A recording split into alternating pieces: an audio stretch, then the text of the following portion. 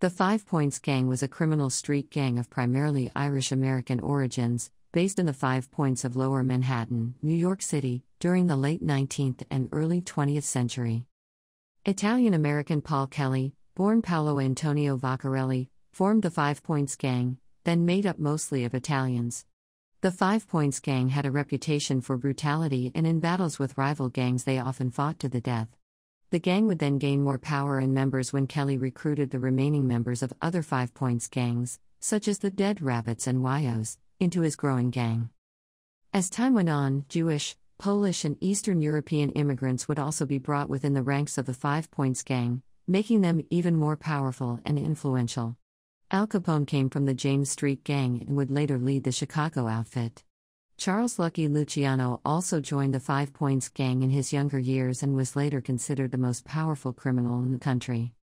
As the Five Points Gang became more experienced, Kelly and his lieutenants saw the money to be made by supporting corrupt politicians in their election bids.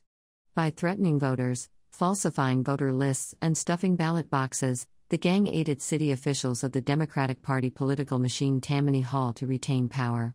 At the turn of the 20th century, the only competitors to the Five Pointers were from Monk Eastman's gang.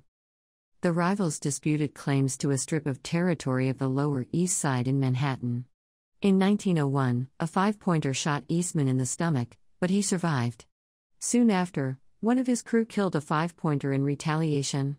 By 1903 the feud escalated, and the two gangs openly engaged in warfare. In one incident, Kelly, Torrio and 55-pointers were in a gun battle with a similarly sized force of Eastman's gang.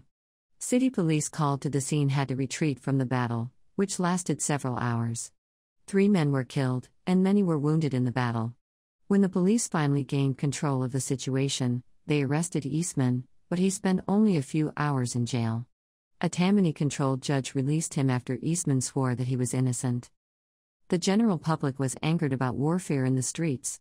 A Tammany Hall deputy named Tom Foley brought Kelly and Eastman together and told them that neither would receive any political protection if they did not resolve the border dispute.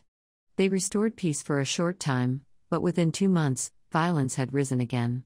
Officials brought together the two leaders, but asked them to take on each other in a boxing match with the winner's gang to take the disputed territory. The fight lasted 2 hours, and by the end of the match, both had suffered heavy punishment, but neither man had been knocked out and the match was declared a draw. The gang leaders told their men that they were still at war.